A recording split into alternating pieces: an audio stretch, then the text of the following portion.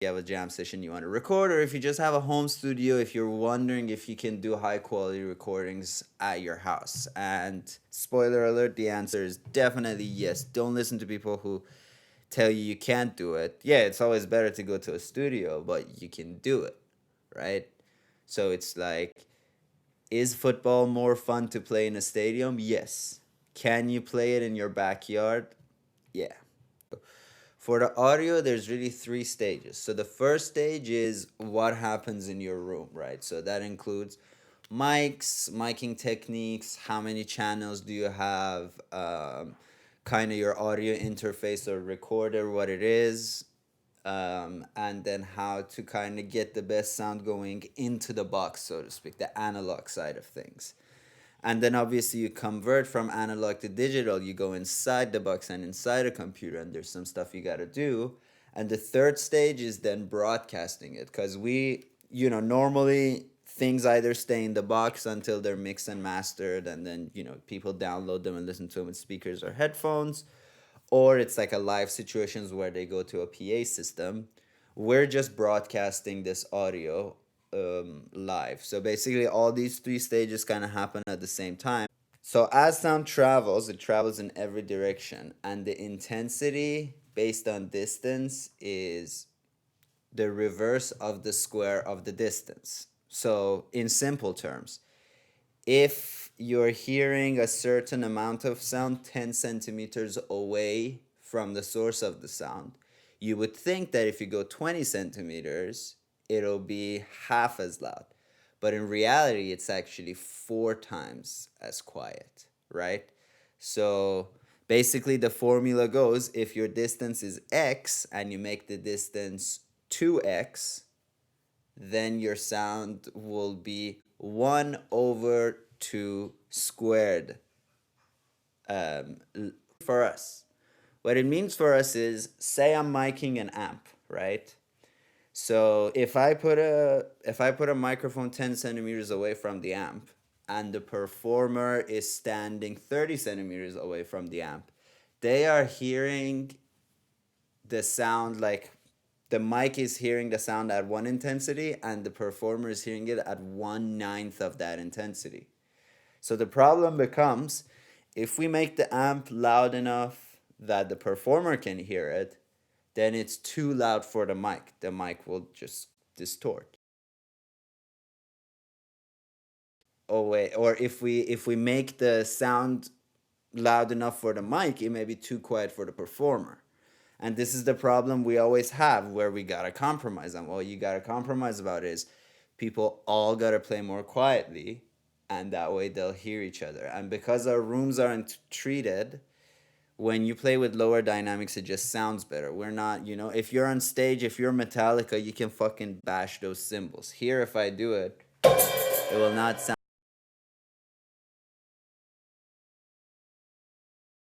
And you obviously calibrate over the loudest acoustic instrument, because and in our case that's the drums, right? Because the volume that you get out of a drums is non-negotiable, and then you have to plan everything around that too. So anyway, remember this law whenever you have to listen to whatever it is you're recording, you have to consider the fact that if you're near miking things, the volume is way more intense in front of, like, for your mic than it is for your ears. And if you move around, very little moving away can cause a dramatic decrease in volume intensity. In a studio versus like a live situation, you got to make a lot of kind of different decisions as to what mic you use. Because when you're in a studio, usually what happens is, for example, if they got, like a singer coming in, the singer gets in the room, all the instruments have already been recorded, or at least a guide track is there. So the singer can use a really powerful mic like the one I'm using now, that does pick up not only the source of their voice, but also like everything around in the studio. But there's nothing in the studio, so that doesn't cause a problem. So, but you may notice if you go to shows, even to like really high end bands, they're not using like their best studio mics to sing. they're using other mics, which we call dynamic mics, because they don't pick up all the other sounds that are happening around them, right? Because if the singer's mic is picking up their voice, but also all the instruments, but also the monitor mix they're getting and the sound of the crowd, and that's all going to speakers and coming back into the mic, that creates a feedback loop, and you don't want to hear what that sounds like. So, in a live situation, you use different mics than mics in the studio. So, there are many types of microphones, but we'll just focus on three of those. So you have your condenser mics.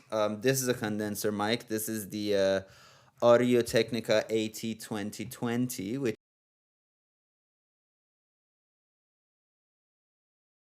but or sorry, it's a cheap condenser mic, but it's very good for its price. So these are some really common mic patterns, and this mic has a cardioid pattern, so it kind of looks like a butt, right?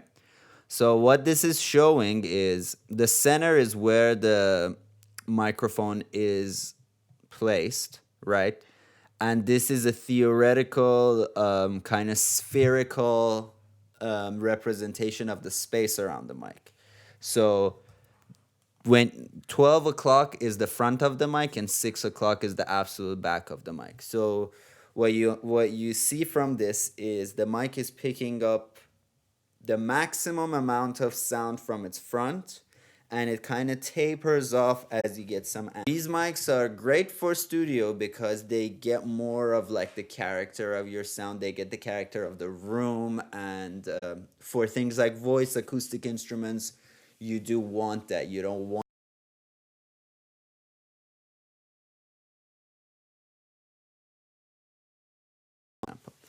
So in a live situation where multiple instruments are being played, you want to use as few of these as possible. Um, we unfortunately have to use quite a few of them, and there is a lot of bleed, which again is part of our compromise. We deal with that, and that's a big thing. Deal with shit. Like don't wait until you have the perfect setup. Just fucking deal with shit and get your art out there, man. Um, Other types of condenser mics that we have, one of them is the NTG3 by Rode. This is like a fantastic mic. It's called a shotgun mic. So it is a condenser mic, but they have what we call like a super or a hypercardioid polar pattern. We use it for our drum overheads. So we got two of them. We have two of them, and we have this thing, which is a stereo bar. If you want to use ORTF or XY miking techniques, which we'll get to, you can use one of these to get a really precise distance, or like a really precise placement for your mics. So we use one of these and two of these, which we rented from Vancouver Film School. Again, they cost 1,000 each. This thing costs like fucking, $50 or whatever. Um, yeah, 1,000 each, which clearly we can't afford yet, unless you donate to us. Yeah, these are our overhead mics. So yeah, they don't pick up a crazy amount from what's going on around it, or basically like the front is so powerful that whatever happens on the sides is negligible. You can mix those out, right? Very, very good signal to noise ratio can be achieved if you point this right. And since I brought up signal to noise ratio, I'll talk about it a little bit. Signal to noise ratio is basically just what it sounds like how much of the intent, how loud is the sound you want to record, and how loud is the sound you don't want to record. So in digital audio, that could be straight up noise from electricity and stuff, right? Like electricity will if you got based on the country you live in, there's usually a hum at 60 hertz like in Canada, or at 50 hertz like in Europe, that can be audible through recordings because of electricity and electromagnetic fields. That's noise.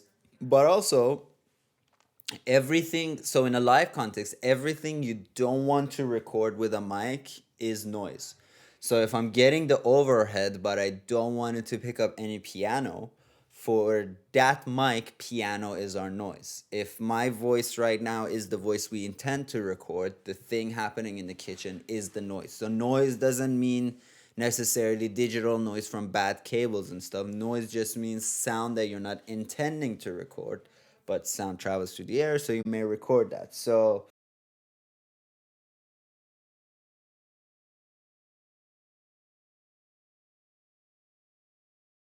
we can point the mic to the drums here and be quite comfortable with the small amount of the bass and the piano that it picks up. So conversely, it's also good for piano because piano may not be the loudest instruments, but it is acoustic. And if you just point these to your piano, it'll sound good.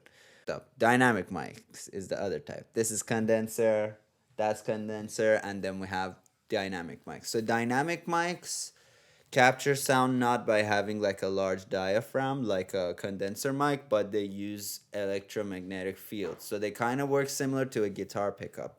There are these like copper wound metal rods inside a dynamic microphone.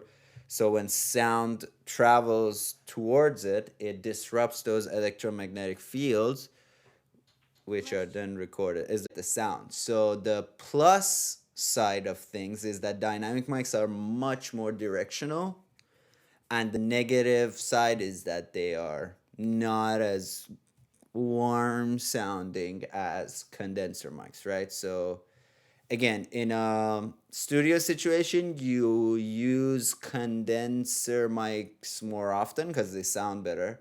You use dynamic mics for drums because there's a lot of parts to it. But for most things, you use a condenser mic. And in live situations, you use as many dynamic mics as you can. Also for amps and stuff, right? In the studio, there's also sometimes live recordings done, and people have become accustomed to a lot of like the sound of a lot of dynamic mics. So dynamic mics are also cheaper, which is great. So let me show you a couple of those. This is probably the most famous dynamic microphone, but also arguably the most famous microphone in the world because they're cheap, super versatile, durable, cheap. Did I mention cheap? And they're just great. So this is a Shure SM57. So SM57s are great for kind of getting single cymbals if you want to get like a hi-hat or something extra for the drummer. They're great. They are also used for snares. So I've seen people put one like under the snare to get like the snare bottom and then one on top. That's very common. And they're used for good old amp. So yeah, SM57 is your friend. SM57s are really cheap. So yeah, man, like $110, and you got a pretty versatile mic. Every studio I've been to has like 5 or 6 of these. They're super useful for many things and also for a lot of like kind of acoustic and, for the lack of a better term, like ethnic instruments. I've recorded like the Turkish kanun with it, which is kind of like a dulcimer type instrument, like a lot of strings on a wooden board. So you just put one on top of it. There are kind of like dedicated brass microphones, but this works for brass in a pinch for sure, for trumpets, things like that. Um, yeah, amps, snares, to an extent kick, like a kick front mic. I've seen this be used. And again, like the great thing about these is that it gets the sound on the front, it picks up almost nothing in the back, and from the sides very little as well. So again, with the right placement, you can have a very isolated sound from. So that's one. And then it's kind of like chubbier Afro cousin SM58. Yeah, again, fucking any stand-up comedy you watch, they're using this, or maybe they're using the wireless version of the SM58, which is called like SM something something. Uh, like rappers have used this even in the studio. So like even in like Michael Jackson albums, like in no fucking expenses spared albums where they have like millions of dollars worth of equipment and literally all the time in the world to record. Sometimes this is all you need. Is there so SM58 again, like there are many microphones that are way better for recording vocals, even something like this, which again the AT2020 costs about $150. I'm saying these in US dollar amounts, even though we're in Canada, just because it's like a better kind of global reference for prices. So yeah, about 150 for this one, about 110 for this one. But even this one is like a much better microphone to use for vocals in a studio. But in the live situation, so imagine our singer is standing like 40 centimeters away from drums, and drums are 10 times louder than the human voice, right? So you want a microphone that isolates the sound really well. Yeah, let's do a little test with this. All right, I went to channel 7. Hello, hello, hello, hello. All right, I'm gonna turn off the other mic. Wait a second. Let's hold this question for a second. So yeah, so now I turned this mic off, and now I'm just using this mic. So first, kind of notice that when I move away from it, you almost don't hear me, and then when I get close to it, you hear me pretty loud and clear. So that's one of the best things about this mic. But also, yeah, like don't cup the mic, because when you cup the mic, you are creating resonant frequencies. So there's this like low end part of my voice that's really loud now. You're changing the way your voice is going into the mic. And it's just, yeah, man, it disrupts the way the mic works. Like, what do you want me to tell you? You know, and people say, oh, well, like with the metalcore, this is the sound we're going for. If this is the sound you're going for, fucking record it clean and then use EQ. Don't use a hand EQ technique, okay? It's really dumb. I really fucking. This is a pet peeve of every, like, hold the mic from here. If you saw, like, freaking Jonathan Davis from Korn do this in a video, I assure you, when he was recording it, people yelled at him for doing that. So yeah, this is the famous sound of SM58. Very directional again. You know, even distance makes quite a significant change to how much the sound is picked up. So it's good because singers would sing something and then move away and go. And when the singer moves away, you don't want whatever is behind the singer to then be really loud. So that's why these mics in live situations are perfect. Perfect for singers. Mics. Three questions. All right, 3 questions. Let's hear these 3 questions. First, Xerenify asks, are dynamic mics more dynamic than condensers? That's a great question. So the answer is complicated because so let's do a quick comparison. Okay. So right now we're on this mic. This mic is turned off. So as I move away from the mic, you are hearing quite a significant difference between volume, right? So that means the dynamics of the mic itself, i.e., how much this mic picks up its surroundings based on my position, whether it's like going away from it but keeping it on axis or just moving off axis slightly, it's pretty significant even at a really short distance. By comparison, if I move on to this mic, you can see that like slight movements of the head or me like going back and forward a little bit doesn't really affect the volume of the recording so much. Obviously the frequency content of my voice changes as I move my head or I move back and forth. But the amount of sound picked up is pretty like negligible compared to these. So yeah, the dynamic as in the difference between how much sound it picks up at its like closest point versus the longer point, the dynamics are more dynamic. But in terms of how they respond to dynamic differences, That's kind of a debatable issue because okay, like if you have a violin can play like whisper thin sounds and it can play really loud sounds. And also the sound of a violin comes from various places. The wood makes a little bit of sound, the strings make some of the sound, the bow hitting the strings make a part of the sound. So if you use a dynamic mic for a acoustic instrument like that, where the sound comes from a lot of different sources, you may not get those dynamic nuances of the sound as well as if you use one of these. In reality, you got to use a couple of mics so you can definitely get all the sound out of it. So yeah, those were a couple of dynamic mics. Another type of dynamic mics is the ribbon mic, which we have one in the form of MD421. Yeah, so the Sennheiser MD421 is a mic we have here, which is a dynamic ribbon type microphone. And yeah, like as you can see, they look really different. Ribbons and dynamics, application wise, they're not so different. So the MD421 can definitely be used on singers. And I mean, this is a $400 mic. I'll get to more questions. So this is a $400 mics, so don't expect the SM58 or 57 to compete with that in terms of sound quality. They're just really solid, cheap mics, and this is like a higher end mic.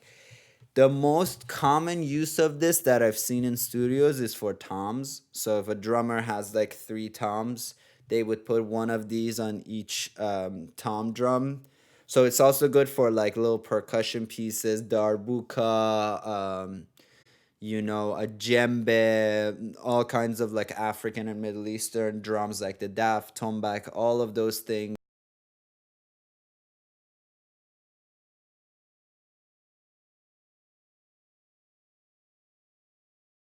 And they're the type of mic where distance causes a dramatic decrease in volume. So, whatever it is, they're good for sound sources that are stationary. So, drums or like a musician or an instrument that doesn't move too much, this is a solid mic to use on it. But if it's kind of a dynamic performance, if it's a choir where people are far away, if it's any instrument like that, this is not ideal. But yeah, a very solid mic for like percussion, for voice, even for amps. Like I've seen people like a really common way of recording metal drums is you basically put a pretty like medium sized amp, like maybe not a practice amp, but just like one pip larger than a practice amp, and you record it with a SM57 and an MD421. And the MD421 is a little brighter. So you like blend the two signals in a way that kind of when you go towards the MD41, it's a little bit of a brighter signal, meaning more high end. And then when you go the other way, it's like a low end signal. That's a pretty common application as well. So yeah, amps again, really versatile mic, the MD421, which I wish was here today. And then the last dynamic mic we got is the AKG D112, and this is a pretty nice dynamic mic. It's slightly larger, like its diaphragm is slightly larger. I wish we could open this up. I mean, we can, but I don't want to. But basically, you will see a very similar mechanism inside this, just slightly bigger. And this mic is a biased mic, meaning that it shows a bias towards one part of the frequency range versus another. So these are good low end mics. They pick up the low end pretty well, even better than mics that claim to capture, like, to have a very flat kind of response or frequency response, which means like they say that they record 3000 hertz as well as 30 hertz, but in reality most of them are pretty flawed for low end recording. And this mic is really good for low end, so it's literally the kick drum. I mean, I know people use other mics for kicks, or some people use multiple mics, but you will be hard pressed to find a studio that doesn't have one of these and doesn't use them whenever they record a kick drum. It's also good for the bass amp. It doesn't. I mean, bass is a much more full tone. Like bass overtones can actually extend pretty much to 3 to 5,000 hertz.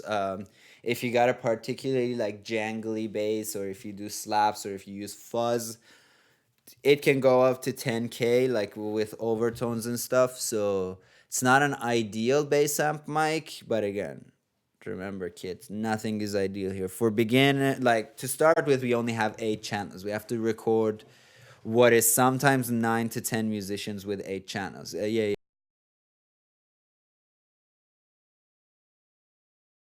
There's a person asking how do you make drums sound so good. So you could you like Okay. go through that? Yeah. When you want to record drums, like in a studio situation, you basically mic everything, right? The problem with the drum is what we were just talking about.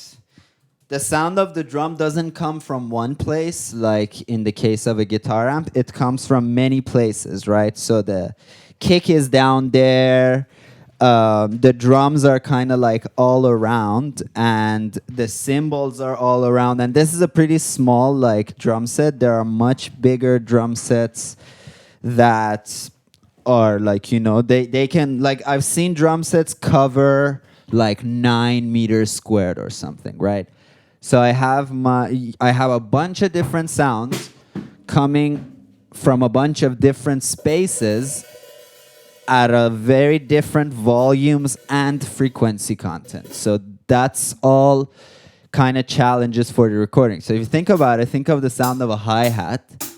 It's a very high-end sound. It's very metallic, obviously.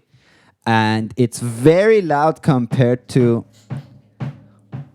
like a tom, right? And a tom is very tom has a low endy sound. It may not be perceived as loudly as a hi-hat, but it can be pretty loud. And then you have like the crash. A crash is a really big instrument. We have, again, because we have neighbors and we don't have acoustic treatment, we have to put like t-shirts and stuff. We have to muffle our drums. But yeah, so the best thing to do for drums is to record everything separately. So go, record the kick. Some people record the kick from back there to get its low end.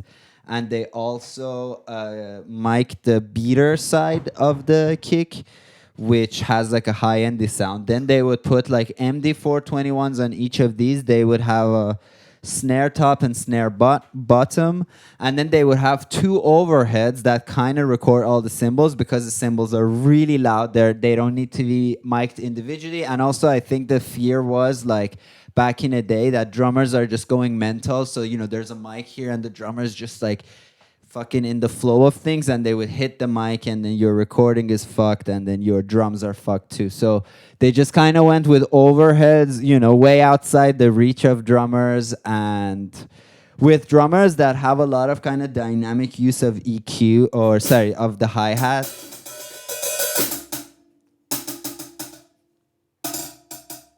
Right, shit like that. They may separately mic the hi-hat. We don't have enough channels to get the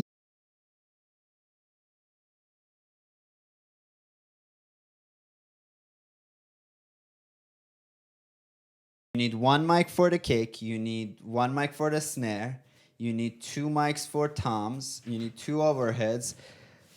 That's 6 already, and that's a pretty minimalist kind of mic arrangement for drums. And what we have here is only 8 channels. So if we give only 6 of them to drums, we basically can't mic the singer, we can't mic the our amps and stuff. We can't mic a lot of things. So we basically only use 2 overheads. And why does it sound so good? $2,000+ worth of equipment for them. So each of these, the NTG 3 mics, are about $1,000. Sometimes you may find like a matched stereo pair, which is a real big steal, for like a 1,500, and those are great.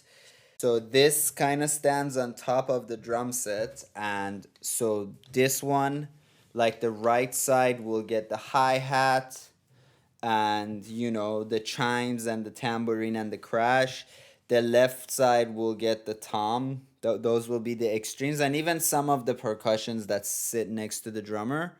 And it will get everything in the middle are kind of picked up equally by both mics. So it is a pretty good sound. And again, the reason behind it is that we're using two $1,000 mics, right? If we're using some lesser overheads, it wouldn't sound amazing. I would love to just kind of have an extra channel to record the kick on its own. But yeah, if you use two good overheads and you place them well, it is a pretty solid setup, just an overhead, right? And I've seen many people, like people use two overheads for at least kind of using the, like for a demo, if you're recording a demo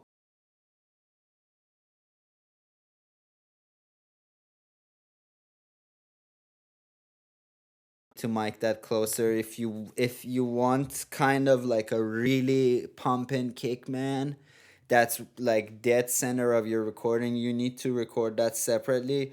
So our kick is a little skewed because again, like it's being picked up by the overheads, but it's being picked up by other mics as well. So it's not perfectly center, but again, compromise is the name of the game for us and any kind of home musician. I read this book called Gorilla Recording. And that book really changed the way I thought about everything. Like the whole philosophy of the book is like don't look for high end, don't be these addicts of like the latest and greatest in music and audio technology just to get anything out there. If you master what you already have, you'll work better with that. If I have $100 mic that I know how to use versus getting a $5,000 mic that I don't know how to use and I have to use them right at that moment, I can't learn the 5,000 mic. I'll just use the mic I know because, man, like, yeah, once you know how your shit works, you can do a lot of cool stuff with it that maybe, 1% of the population who are pro engineers will see flaws in. And even those people would be like, cool, man, good job for fucking pumping this out with the equipment that you have. Yeah. Alexis says he has a good technique to mic drums, Oh, yeah? which is just with one or two mics. Uh huh. He uses the what's the name? Oh, these I ones? think, yeah. Cool, okay. The kick and omnidirectional condenser, like in the middle of it. Yeah, yeah. So that's a really good way of doing it as well. So that gives you a really good recording, and obviously, like I'm assuming you recorded like that, and then maybe like use a reverb or something in post production to kind of give it that width. Um, Another problem we got here is that we want our sound to go right out of here to the computer and then go right out to the world. So I don't have any post time. I want what I hear through the headphone out of this sound card to be the sound I hear or to be the sound that people hear. So we do it. And also, we go 8 in through this sound card and only 2 out to the computer because I saw that we get like 100 milliseconds of latency when we have separate channels that we can process. So I went with only 2 channels. So I mix in the Zoom and I just send it to the box. But yeah, that's a really good technique, and I will try that technique because last week like we made a mistake. We only had one of the NTG3s rented from the school, so we just used one mic and it sounded fine. So I'm definitely gonna give that technique a try. The reason I didn't try it is that I wanted that stereo width to be already baked into the mic by using stereo mics because I didn't want it to be I didn't want it to be all center because then our bass will be centered, then like our room is skewed anyway. But I will try that, and cool, man. Thanks for the tip of that. David Jeeps asked a question. Oh yeah, go on. David Jeep asks, a while ago he did, what's the ideal input level when recording electric guitar through a cab? It's just before the level clips. Is it Okay, that's a great question. And okay, this is a very controversial topic, but I will tell you the most popular opinion and I will tell you my opinion, which only slightly differs from the very popular opinion. But okay, so yeah, people go, and okay, this, I'll go a little bit backstory. Kind of a few years ago, most recordings were done in 16 bits, which like the bit depth refers to the amount of headroom you have. So how much volume, how much loudness exists between minus infinity and zero where you're clipping in the digital audio realm, right? And 16 bits gives you, you know, about 100, or sorry, about a 90 dB in SPL amounts of headroom. So, kind of old engineers didn't have a lot of headroom to work with. So, they would always go as close up to clipping as they could because that's how they got the best signal to noise ratio. Now we work with 24 bits, so usually you have more than enough headroom. So it's good to stay on the safe side and, be at like minus 10 or something if you're recording in 24 bits. For the streams, because we want the stream to be as like light as possible because our internet system isn't as good. We're using 44.1 kilohertz sample rate and we're using 16 bits. So that is a consideration that I would record as hot as possible. Like if you're recording on your own, if you're doing 16 bit, even go to like minus zero point 0.2 dB. If you're doing 24 bits, man, like I leave like 3 dB or 5 dB of headroom because honestly, it like my signal to noise ratio is already pretty good. So one, it's like a complicated question. It's based on the quality of your preamps and all of that. But yeah, as a general guideline, in 24 bit, leave like 3 dB of space. I think it's fine. You don't need, unless it's a really quiet instrument, which your guitar isn't. For 16-bit, get as close to it as you can. And then another consideration is, are you just recording a guitar? If you're just recording the guitar, then yeah, get right up to clipping level.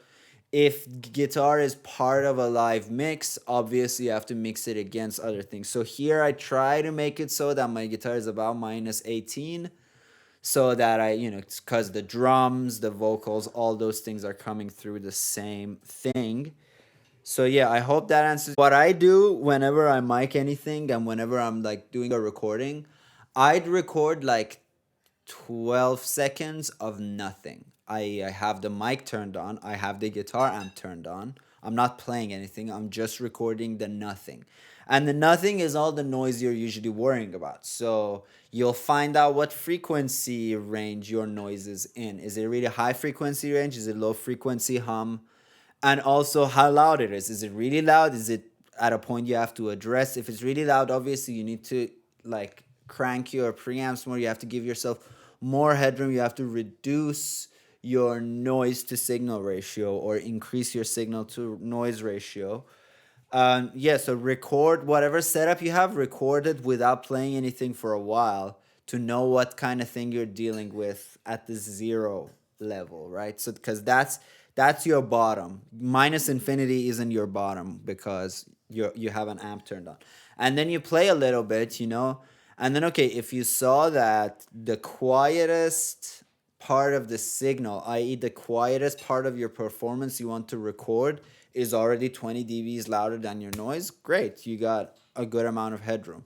But if you saw that only you have to play loud for the noise to not be an issue, then you got an issue. And then you can look at better preamps, you can look at kind of making your mic go back a little bit, or just in some cases living with the noise. Also know that like for metal, and I know David Jeep is a metal guy, so I'm kind of tailoring my answer to metal, is a little bit like noise is good for metal, man. So if you have a little noise, it's not the end of the world. So yeah.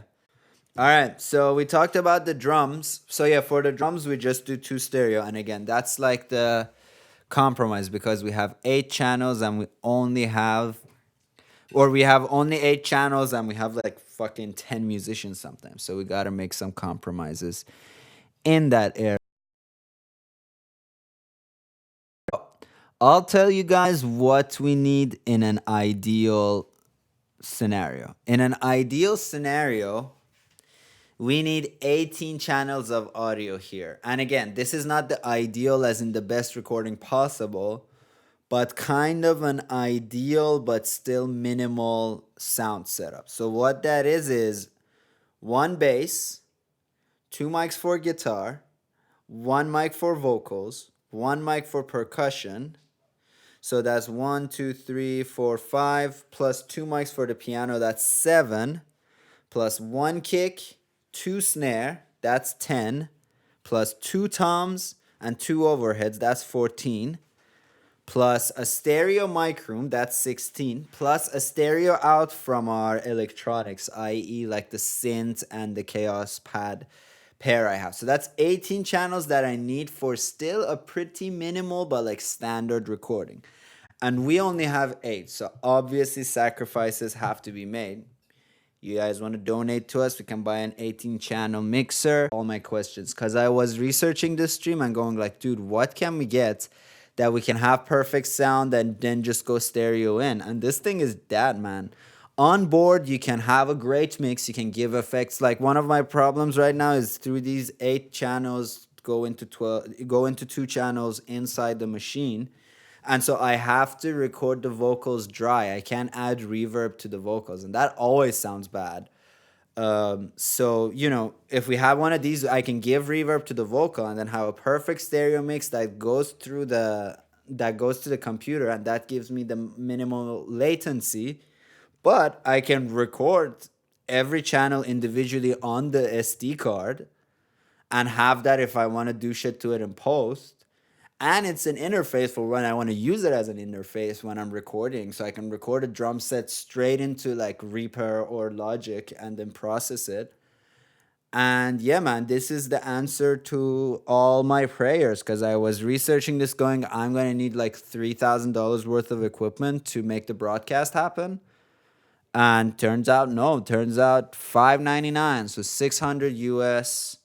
So it's about 750-ish Canadian is what we need. So again, y'all want to donate a couple bucks to us.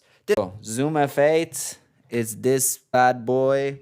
It has 8 inputs. It's powered by this battery. I think it's got like about 14 hours of juice in it.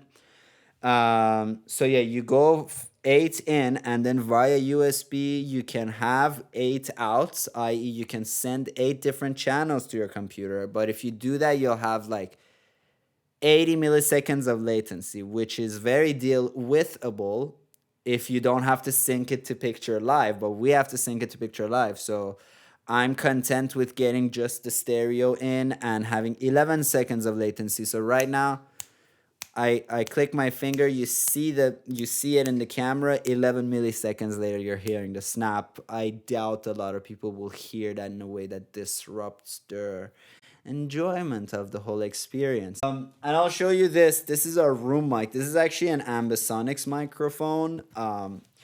So this has 4 microphones in it, even though it's small. So the microphone placements are right and left, but also up and down.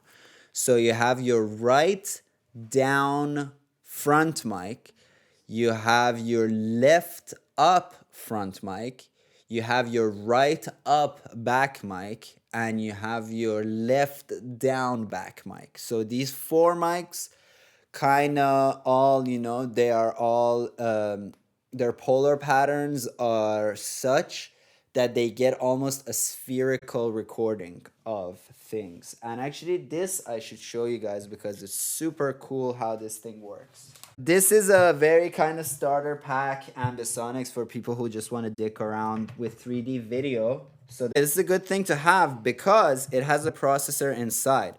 So it's recording the Ambisonics audio, which you can later take home and listen to on an Ambisonics compatible. This is a room mic. Long story short, this thing has a processor inside, so it captures 4 sounds in a spherical motion, gives you a stereo out, which you can monitor live. So this works as our room mic. I just wanted to show you guys one thing, man. This thing is so fucking cool. Because yeah, so this thing has a line out that can output either binaural or stereo sound. So what happens when we do binaural? Cool shit. That's what, binaural basically means that you still have a stereo sound, but based on the direction of the sound as determined by the microphones, there's some like filtering done to each signal, and also some delay added to some signals. So like the back mics, if you're, if you turn your head, will be delayed slightly and filtered slightly, and that's what happens when sound is hitting our ears from different angles. So two, yeah.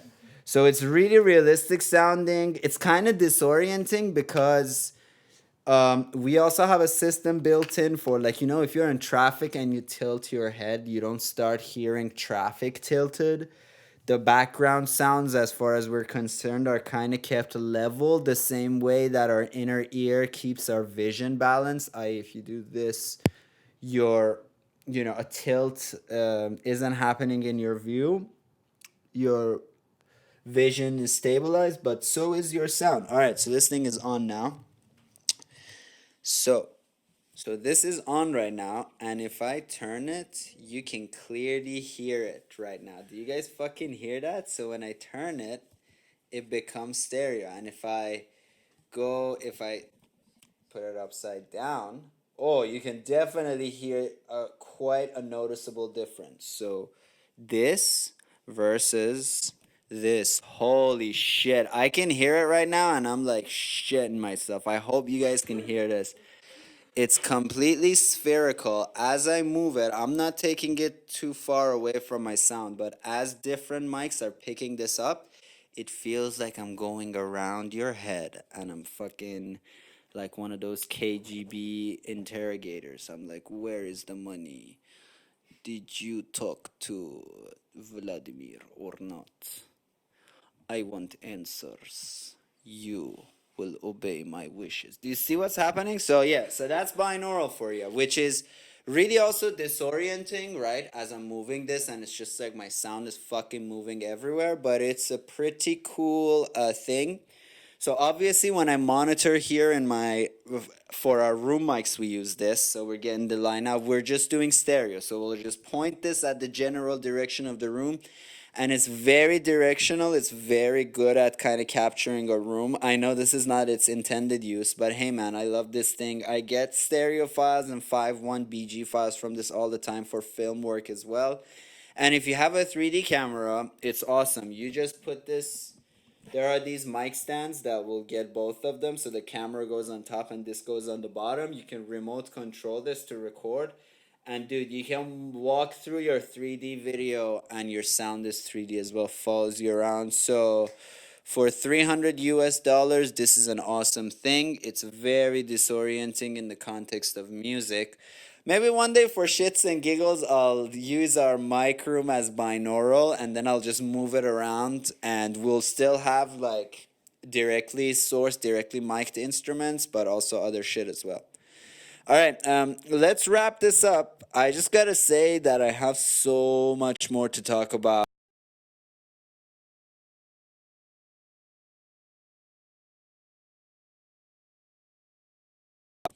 I do want to kind of show you guys how we mic guitars, how we mic vocals, how we mic pianos, percussions, bass, etc. But I also want to go through how you can do it at home. And that's with, like, I'm gonna walk you guys through how to record a jam with one mic. That's what we did for 6 months before the stream begun. I will show you guys how to do it with 2 mics. I'll show you guys how to do it with 3 mics. I'll show you guys how to do it with 4. You get the picture. I'll show you guys from a very modest and minimal setup to quite a sophisticated setup, how there are so many ways you can record your jam. So if you guys jam, fucking record that shit, man. And like, King Lizard and the no, King Gizzard and the Lizard Wizard. Like they did their first album using iPhones, 3 iPhones. That's all they used, and I was fucking live. So, man, there's so many ways of getting good sound. And I'm sure in your house and in all your gear, you have shit lying around your house that you can use to stream pretty decent quality audio to the world. And we want this to be kind of like, we want other people to do this shit as well. Like it'd be nice if Cowman's team from Brazil starts streaming their jams, and then Alexis, you get some shit going in Mexico, and then there's all these streams from all over the world. People come and jam, and it's a beautiful thing, man. And all that shit. Like, come on, it's really easy. So the things we have to cover is, I'll show you guys kind of individual miking techniques for instruments and stuff in the next stream. Maybe we'll do this next Sunday. Sure. Yeah. Then I will show you guys, from one mic to multiple mics, how to record it, and then we'll go in the mics, we'll go in the box. I'll show you guys. I'll tell you guys about sample rate and bit depth conversion. I'll show you guys how I go into Reaper and put some like security measures in front of the sound in case something insane happens, like suddenly a loud drummer shows up. And I'm like, smoking weed in the back and I don't notice. I don't want to blow anybody's ears out who is watching us, even though those people are largely imaginary. And I will show you guys, in the box, what happens in the box in my DAW software, in Reaper in my case, but whatever, if you got Pro Tools or what have you. And then I'll show you guys how to stream it, i.e. what happens from there onwards, because it's not as easy as you would think. And as a brain teaser, try to think how I do it, man. It's fucking, it took a lot of research. So I hope you guys enjoyed it. If there are any final questions before we stop part 1, let's go through those. Alexis asks, so you use the H3 as room mic for your jams? Yes, I do. When we have enough channels, I definitely do that, and I feel like it does help. Also, we've only very recently started miking amps individually. So the H3 used to be our guitar, bass, piano kind of mic at one point, because we just didn't have enough mics. We didn't have enough mic stands and stuff like that. Now we've kind of upgraded to a point where the amps are recorded individually, but still, man, like we had viola players and trumpet players show up last week, and so the mic came in handy. For the piano, we do mic the piano, but it still does get lost in the mix. So it picks up some of that, and just overall it picks up like the drama of the room, man. So like a lot of shit, for people who don't know, you would know, but a lot of drama happens right off camera. So it picks up a little bit of those. It's like me yelling at people, freaking the fuck out, and other people like going and talking shit, and all these problems we're having, which is fucking hilarious afterwards. Like after I'm super frustrated, and after I fix it, I'm laughing my ass off thinking about how frustrating that was. So it also records like the room, man, like all the shit that goes on, which is beyond the performance. I kind of like when I was watching this stream in my head before we started doing it, I was like, our house is just fucking hilarious. Just suddenly some dude shows up, nobody really knows them, but I think it's like Coolin's friend. Coolin thinks it's my friend. Then 3 hours in, we're both like, hey, what the fuck is this? Like, just funny shit happens that is also part of the stream. Yeah. When was that? Huh? When was that? There was this one time ages ago, but also during the streams, remember that dude who just walked in? Yeah. So... That's because I waved. You wave. I wave at people all the time. They never come in. There was... Cute. I'm cute too. Wow, you gave yourself away. That's my girlfriend, ladies and gentlemen, and she finally gave herself away. It's like, oh, that's because she's cute. So I guess I'm just a piece of shit. No, you're cute, audience. No, it's too late. I got all the evidence I need on camera. You guys saw it. The world saw that. So that was a pretty great It's great. No, it's great. Hey, cutie pie. I'm happy. Serenify asks you a question again. Okay, let's go. He asks nice questions. He asks, how do record to 5.1 with ambisonic? Oh, okay. So yeah, like ambisonic systems are different, but in short, when I record things on this thing, it has like a flash drive in. So the flash drive in, like I take the flash disk out, I'll go in through my computer, and there's a free software called Zoom Ambisonics. I think it's what player is what it's called or something. So you get these ambisonics recordings, and then first you choose the type you want. So you said 5.1. So for 5.1, we'll go here, right? And this is basically what happens. Some of the frequency will go to the sub, and then the sound will be dispersed. Otherwise, this is the center, this arrow. This is my left and right. This is my left surround and right surround. So our recording right now, we are hearing it sent to all directions like this. Anything that was in front of us goes center, left surround, right?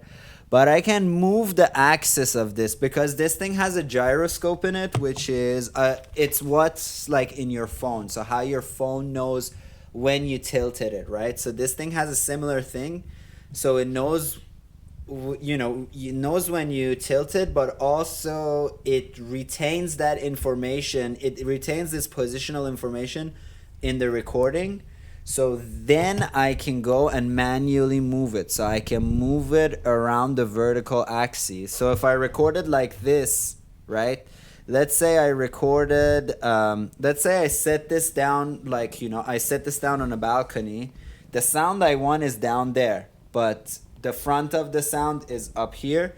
So I can just kind of slowly roll it along the z-axis of the world. Or I can tilt it slightly to the left. Let's say I want all the shit on the left to be center. Where, okay, this is the 0 degree. Now everything that was center, everything that was left will be in the center when I go this way. Did you see that? So now everything that was left is now in front of me, right? So you kind of dial in the position you want, and you can monitor this in real time as you're doing it. You kind of move it around and you tilt it the way you want, and then you can export it into a 5.1 sound.